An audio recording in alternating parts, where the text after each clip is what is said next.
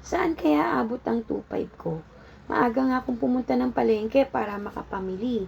Nakabili ako ng pipino, upo, kalamansi, luya, siling green, siling pula, talong, sibuyas, bawang, carrots, patatas, at mais, pero nailuto ko na. Medyo naiirita na ako dyan kasi napakarami kong plastic na basura. Bumili rin pala ako dyan ng chicken thigh para naman pag nag-request yung mga bata na gusto nila ng mang-inasal, meron akong mailuluto, di na kami bibili. Bumili rin ako ng isang buong manok para kung gusto naman nila ng fried chicken, meron na rin ako.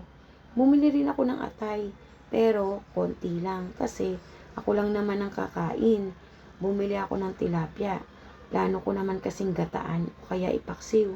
Pero depende pa rin kung anong gusto ng mga bata. Minsan kasi gusto lang nila prito.